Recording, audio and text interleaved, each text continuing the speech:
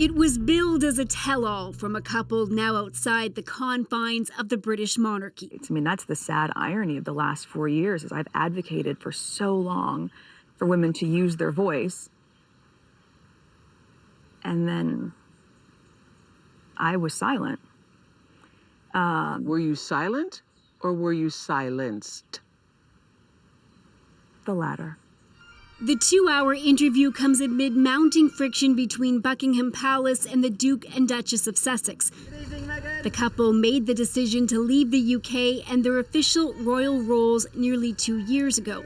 In the interview, Meghan described what life was like for her in the royal family. She said when she was pregnant, palace officials spoke to the couple about the upcoming birth of their son Archie. The conversation of he won't be given security, he's not going to be given a title. And also concerns and conversations about how dark his skin might be when he's born. She says tabloid scrutiny and life within the royal family made her miserable and lonely. She says at her lowest point, she thought about committing suicide. I just didn't want to be alive anymore. And that was a very clear and real and frightening constant thought. Before this interview, Meghan accused the palace of orchestrating a smear campaign. Last week, the British newspaper The Times ran a report where sources claimed she treated some of her staff so badly that they quit.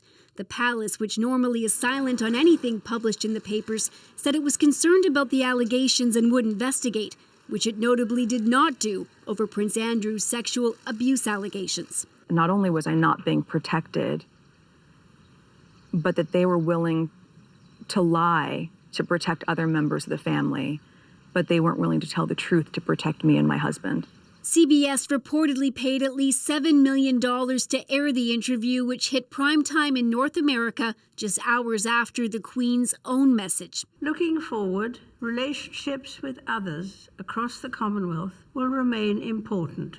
In that broadcast, there was no hint of the rift or some of the dark revelations made in the interview.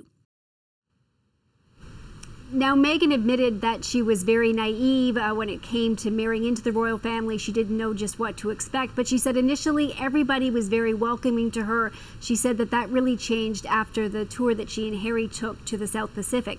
After that, the couple said that they really felt trapped and felt they had no other option but to leave. Harry revealed, Ian, that last year he was basically cut off financially from the family. He talked about how disappointed he was in his father and the strained relationship there.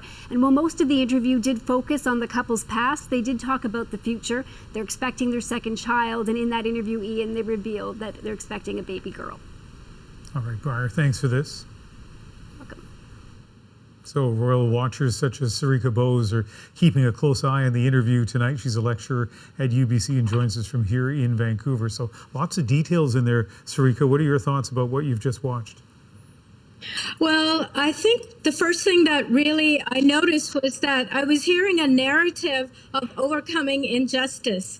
And so I saw a lot of words and a lot of concepts underlying the interview, words like entrapment, marginalization, racism, financial insecurity, protection. All of these kinds of ideas ran through the entire interview. And two of the most important points that were mentioned many times were mental health and self-harm, as well as racism.